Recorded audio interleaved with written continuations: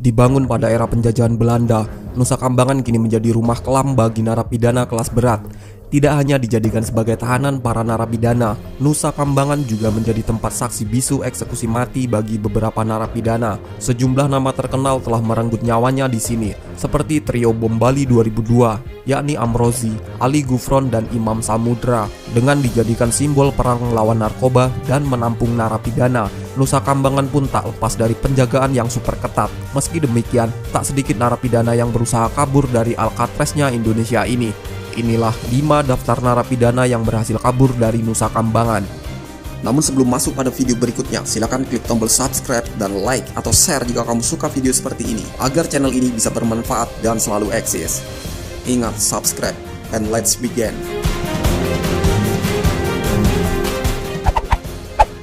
Johnny Indo. Seperti yang disebutkan di atas, Nusa Kambangan menampung narapidana kelas berat. Jadi Johnny Indo adalah mafia berkedok foto model dan bintang iklan yang berulang kali sukses merampok toko emas di tahun 1970-an. Ia memiliki banyak anggota dan kelompoknya diberi nama Pachinko alias Pasukan Cina Kota. Dan setelah 3 tahun terkurung di Nusa Kambangan sejak 1979, Johnny akhirnya melarikan diri dengan bantuan 34 narapidana pada bulan Mei 1982. Bahkan sudah muncul perintah untuk tembak di tempat jika ada aparat kepolisian yang melihat Johnny.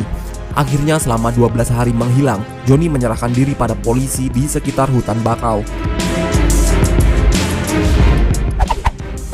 Kadarmono alias Darmo bin Sukandar. Kadarmono merupakan narapidana yang dijatuhi hukuman selama 14 tahun karena kasus perampokan. Tapi di tahun 2017 lalu, ia sudah menjadi tamping atau tahanan pendamping karena masa hukumannya sudah hampir selesai. Sebagai tamping, Kadarmono boleh keluar masuk lapas, ia bahkan mendapatkan tugas mengembala ternak sapi. Di masa asimilasi inilah, Kadarmono memanfaatkan untuk kabur dari lapas. Sebelum kabur, Kadarmono sempat membeli 30 bungkus roti di warung sekitar lapas yang diduga untuk bekal selama kabur. Petugas hanya berhasil menemukan sapi, namun tidak dengan demikian Kadarmono. Bahkan keberadaannya sampai saat ini tidak diketahui.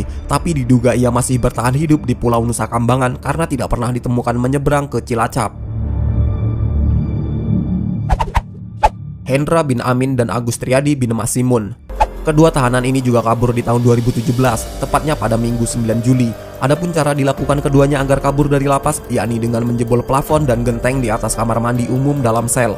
Kondisi plafon memang sudah rapuh dan mudah sekali dijebol. Setelah menjebol dan merusak genteng, keduanya turun menuju pos utama yang tak dijaga.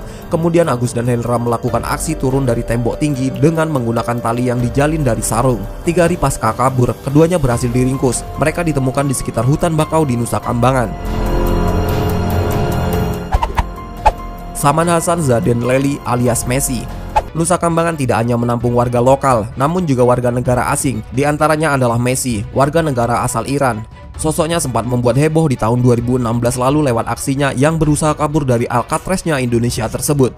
Sama seperti Kadarmono, Messi juga menjadi tahanan pendamping alias tamping dan diperbolehkan keluar masuk lapas. Dengan statusnya sebagai tamping inilah, Messi mencuri seragam petugas lapas dari komplek perumahan petugas dan menyamar sebagai penjaga lapas.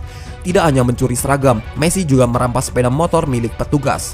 Hingga kini, keberadaan Messi masih belum ditemukan. Apakah masih di Indonesia atau sudah melarikan diri ke luar negeri?